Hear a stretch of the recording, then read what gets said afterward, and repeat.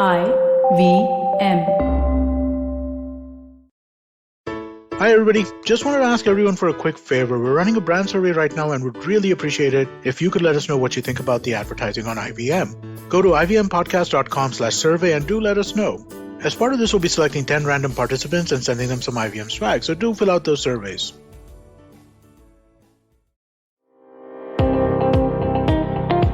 Welcome to All Things Policy, a daily podcast supported by Pragati, a flagship media initiative of the Takshashila Institution.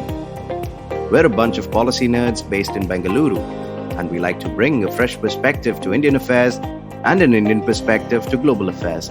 So grab a cup of coffee, sit back, and join us for today's chat. Hello and welcome to another episode of All Things Policy, where we discuss policy for relevance. This is Priyal Lyncia D'almeida, and I'm a research analyst working at the Takshashila Institution. Takshashila Institution is an independent, non-partisan think tank and a school of public policy. We have education programs lasting 1 semester and 1 year that are tailored specifically for people like you. They're all online and you can take them from anywhere. Admissions are now open for our 12-week graduate certificate programs in public policy, defense and foreign affairs, technology and policy, and health and life sciences, as well as postgraduate program in public policy. The program begins from 15th January 2022, and the last date to apply to avail 10% early bird scholarship is 4th December 2021. And the application deadlines are on 8th January 2022. Please visit school.takshashila.org.in to find out more. So today I am here with Dr. Shrey Khanna to discuss about the TTP Pakistan talks that have been happening. So close on the heels of a deal with Tehreek-e-Taliban Pakistan, the Pakistan government has reached a ceasefire agreement with the TTP. Pakistan, the government and the banned TTP will observe a month-long ceasefire, which could be extended if both sides agree. Now, talks between the two are currently happening, and the Afghan Taliban is mediating between the two sides. Shrey, welcome to this podcast. The first question I would like to ask you is, how did this suddenly this Pakistani Taliban become such a huge problem for the army? Thanks, Priyal, for having me. So, there are many reasons for the re-emergence of Pakistani Taliban, which is called TTP. First, if you take a long-term view, after Nawaz Sharif came to power in 2014, he had pushed for the peace negotiation with TTP, and at the time, TTP's terror was really high.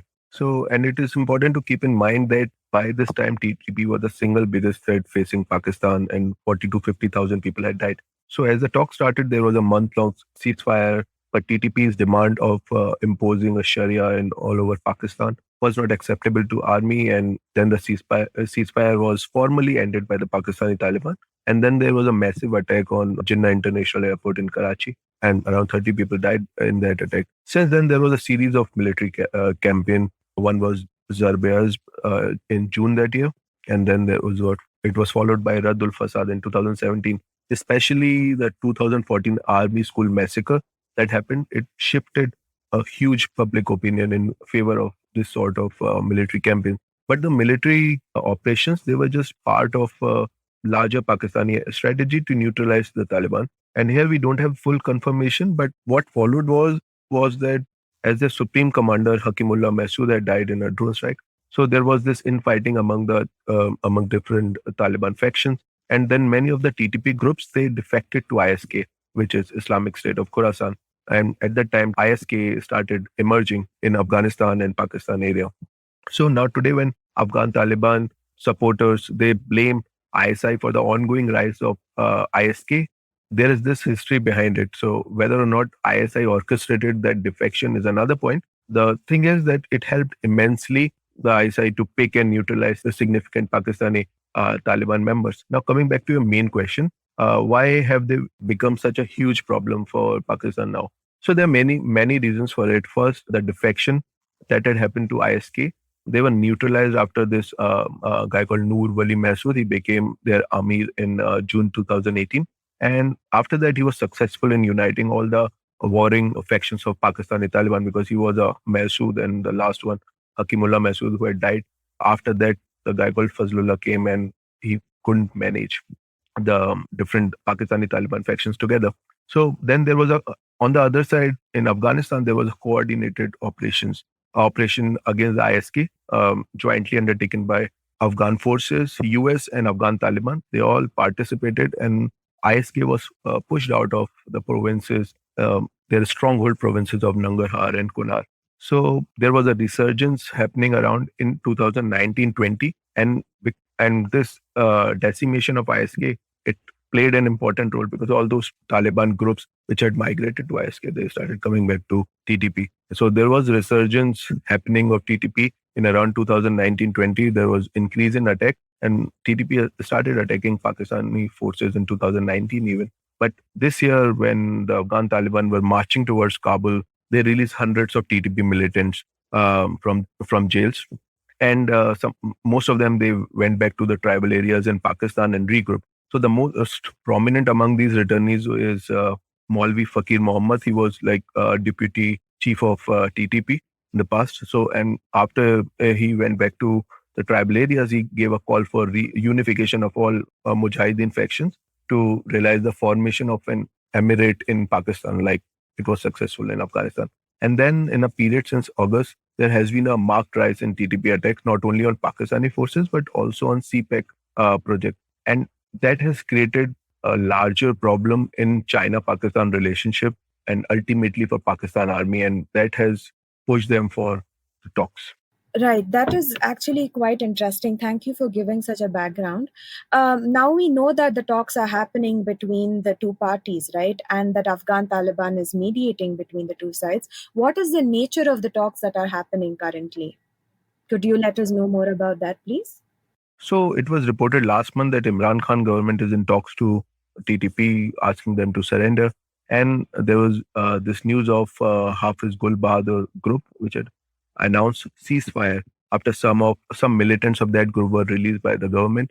But this group is not formally part of the TTP, but it works in close coordination with the TTP. So initially there were doubts that whether real talks were happening. But then this month, in an interview, Imran Khan himself said that talks are happening. And then on November 8th, the month-long ceasefire agreement between the Pakistani government and the TTP was announced, which took effect on November 9th. The Haqqani network played an important mediatory role between the two sides. It was reported, I think, in Tolo News. So there was a 2-week-long negotiation hosted by Sirajuddin Haqqani in the Haqqani's stronghold of Khost province. So now for context, Sirajuddin, who is the head of Haqqani network, is now also the Minister of Interior of Afghan government. And this Haqqani network, it has been considered as a veritable arm of the ISI. Also, they have, during their jihad period when they were fighting American forces or ANDSF, many of the Pakistani Taliban members, they have alongside as part of Haqqani network. So it is in close coordination with both TTP as well as the ISI. And now after this became public, even Afghan Taliban said that we are mediating. So some meetings, they occurred in Khost province, and one meeting also occurred in Kabul as well. So now why the Afghan Taliban is mediating? Because there is huge pressure from both Pakistan and China to contain the TTP activities. As I mentioned, TTP had targeted the CPEC projects, and that generated additional push against them as far as China is concerned. And from what we know now, it is clear that Pakistan wants surrender of TTP militants by granting them amnesty. The carrot of amnesty it is showing them, and China wants the Afghan Taliban to put pressure on TTP so that CPEC remains untouched. As far as the TTP is concerned, they have 3 main demands. First is to allow the opening of a political office in a third country, right? The second being the reversal of federally administered tribal areas, FATA, merger with KPK that had happened in 2017. So they want a demerger of it so that the tribal areas remain untouched from the larger province of Khyber Pakhtunkhwa. And the third is introduction of Sharia-based Islamic system in Pakistan, their long-term demand. So as far as Pakistan is concerned, government is insisting that TTP demands cannot be accepted and that they should accept the Constitution of Islamic Republic. It's already a constitution based on principle of Islam, so we do not need to have a separate system. And this is creating a problem because Pakistani army is not accepting that. So there seems to be a deadlock. Thank you, Shrey. That was very insightful. Before we go ahead with the next question, we would like to take a short break and we'll be right back.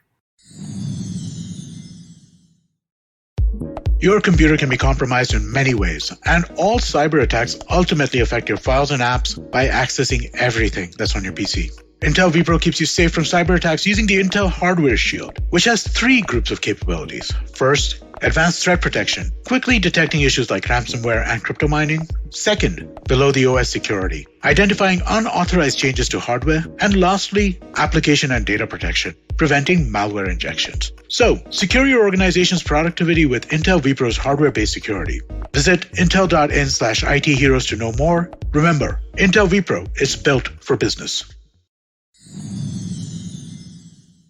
Hello and welcome back to this episode where Shrey and I are talking about the conflict that has arisen between the TTP and the Pakistani government. So continuing with our conversation, Shrey, going ahead now, what do you think are the prospects of peace? Well, to me, the prospects of peace are quite uncertain. First thing is that Pakistan wants to have a deal with the TTP as quickly as possible.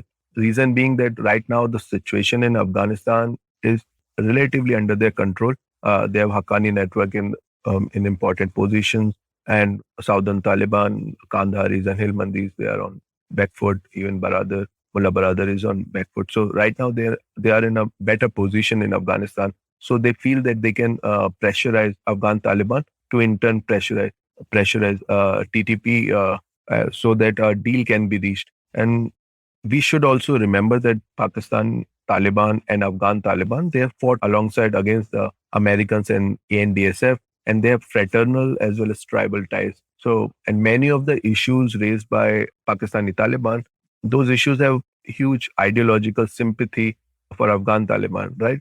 Because the things that Afghan Taliban is imposing in Afghanistan, Pakistan Taliban wants them to impose in Pakistan. So it's huge ideological sympathy. And during the insurgency phase, what happened was Pakistan, because Afghan Taliban was dependent on the ISI support in more than one ways. So ISI had a pull over Afghan Taliban. So during the periods when TTP was rising or creating havoc in Pakistan, Afghan Taliban used to take distant view from Pakistan Taliban. But the view now in Pakistan is that as Afghan Taliban becomes more independent or generate the capability to act independently, then there's going to be a problem that they are going to support their tribal brothers, which are Pakistani Taliban. So it makes sense from Pakistani side to conclude a deal if possible, as soon as possible. Because as I said, huge ideological sympathy and fraternal ties as well. So if time passes by and Afghan Taliban, it feels able to resist the ISI, then the TTP would get a boost and violence will increase. Now coming to the main points, accepting the TTP demands like introduction of Sharia or demerger of FATA from KPK would erase all the counter-insurgency gains of Pakistan army that they have achieved since 2016-17. And that is why Pakistan is saying that we are not going to accept those demands. Even if they were to, there is a huge civil society pressure to not to negotiate with the terrorists. Even Supreme Courts can intervene in that if they decide to do, because Prime Minister Imran Khan, he may want to take this position that we have to negotiate with these people. We can leave them alone in tribal area. But the army is unlikely to be happy with this sort of scenario because it would erase all those gains of the counter-insurgency campaign. So this huge, along with this huge civil society backlash that is going to happen if they concede to the terrorists. So from where I see, though the army doesn't want to embark on another military campaign, situation is tough for them, economic problem is there, and then political uncertainty is growing in Pakistan. So they do not want to go into another military campaign against the TTP, and that's why the necessity of talks as well. But ultimately, that is what will be required again, because I do not see the future for the talks. Right. Thank you so much, Shrey, for joining me in this conversation and for all your insightful answers to the question. To all the listeners, thank you for joining us and listening to this podcast. This is Priyal signing off. Thank you. If you liked our show, don't forget to check out other interesting podcasts on the IVM network. You can tune into them on the IVM Podcast app, ivmpodcast.com, or wherever you listen to your podcasts. You can also follow IVM on social media. The handle is @IVM Podcasts on Twitter, Facebook, and Instagram. And hey, if you'd like to dive into Takshashila's research on technology, strategy, and economic affairs, check us out at our Twitter handle @TakshashilaINST or our website takshashila.org.in.